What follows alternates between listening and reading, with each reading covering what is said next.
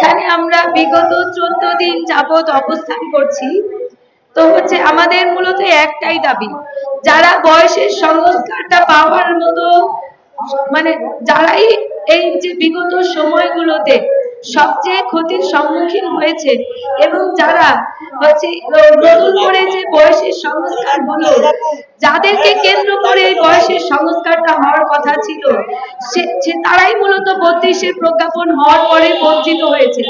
এই সকল ভাই বোনের সংখ্যা সারা বাংলাদেশে প্রায় 10 থেকে 15 লাখ।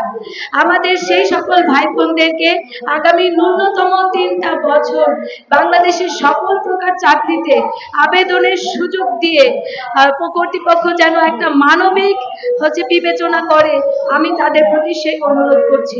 আমাদের নীতি নির্ধারকরা যখন সিদ্ধান্ত নেয়, তারা আসলে কিভাবে সিদ্ধান্ত নেয়, কোন দিক বিবেচনা করে সিদ্ধান্ত নেয় আমাদের বোধগম্য নয়। যারাই মূলত বৈশ্বিক মহামারী করোনার কারণে প্রায় 3টা বছর জীবন থেকে হারিয়েছিল, অর্থাৎ তারা যখন চাকরির বাজারে প্রবেশ করে, অনার্স মাস্টার্স কমপ্লিট করে, তাদের বয়স ছিল 26, 27, 28, 29।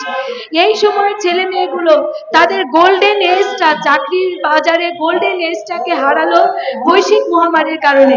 এই যে 35-এর আন্দোলনটা মূলত বেগবান হয় এই সকল ক্ষতিগ্রস্ত শিক্ষার্থীর হাত ধরে, কিন্তু যখন এই 35-এর আন্দোলন নিয়ে পুরো বাংলাদেশে উত্তাল অবস্থা, তখন আমাদের রক্তের উপরে যে সরকার প্রতিষ্ঠিত হলো জুলাই গণঅভ্যুত্থানের মাধ্যমে, মূলত কোটা আন্দোলন হলো যে চাকরির বাজারকে কেন্দ্র করে, যে বৈষম্য বিলোপকে কেন্দ্র করে, সেই বৈষম্যহীন বাংলায় যারা সত্যিকারের ক্ষতিগ্রস্ত এবং সবচেয়ে ক্ষতিগ্রস্ত শ্রেণী, তাদেরকে বঞ্চিত করা হলো।